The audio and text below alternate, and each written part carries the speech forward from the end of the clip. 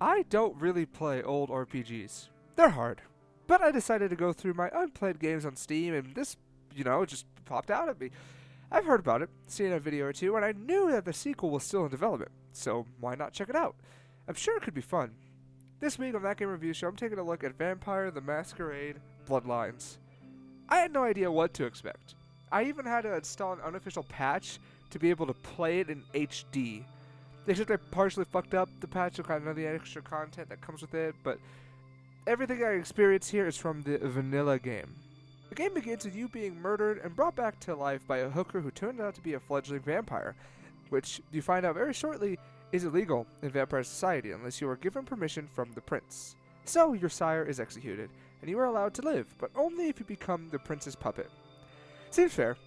After a fairly long tutorial, you're just thrown into the open world, and from here on, you can do whatever you want. There are side quests aplenty, along with a main quest that doesn't really hold your hand. And here lies the greatest strength of the game. The quests are amazing. Obviously, each one ranges in quality, but for the most part, they're all constructed quite well. The voice acting is great, especially for 2004, and the fact that you could fail quests based on your own moral compass is really refreshing. All of this on top of the masquerade that you have to present. And it encourages a bunch of different approaches to solving quests. You can invest points into lockpicking, hacking, persuasion, intimidation, seduction, firearms, melee, research, a lot of shit, okay? And the variety of skills you can invest in guarantee different approaches on every character, provided you don't spec the same way every time. Which is fine and dandy. Now, there is one giant flaw with this game, which does make it a lot less enjoyable than it should be, and that is the combat. It's horrible.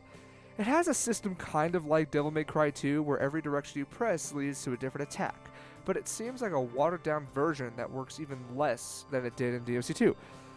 I've heard guns are really good for late game, but even with decently leveled skills, it feels like I'm just throwing pebbles at them.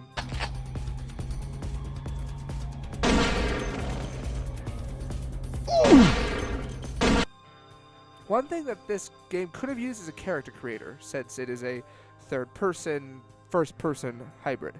Not all RPGs need it, like Fallout 1 and 2, but some of your characters are just fucking ugly. The Nosferatu I get, but why does the Malkavian male, who I played on my first playthrough, why does he look like a crack addict? And by the way, the Nosferatu and Malkavian are 2 of the 7 classes, so you aren't super confused. Each class has 3 what I thought were unique abilities, but some are shared, that need lots of upgrade points in order to level up, but the higher levels of these unique abilities are very worth it. Sometimes. The world building and general RPG mechanics of this game are some of the best I've ever seen. While also being paired with some of the worst combat I've ever seen, I honestly have no idea how they did this. And there's also some jank that comes with being made on the Source engine.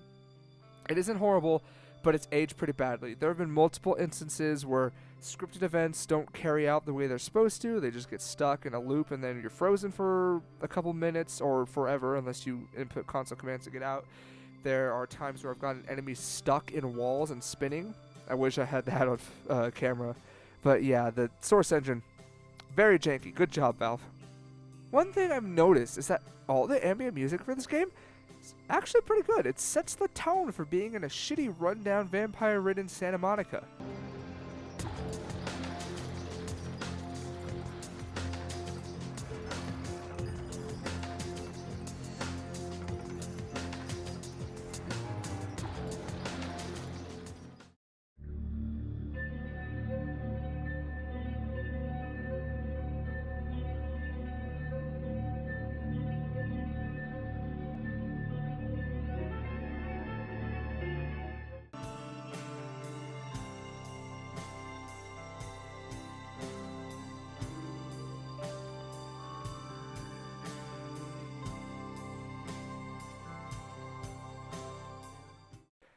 Now the combat music, no, it sounds like it sounds kind of like, I don't mean to be a DMC1 hater, but it kind of sounds like DMC1's battle music, and I really don't like that.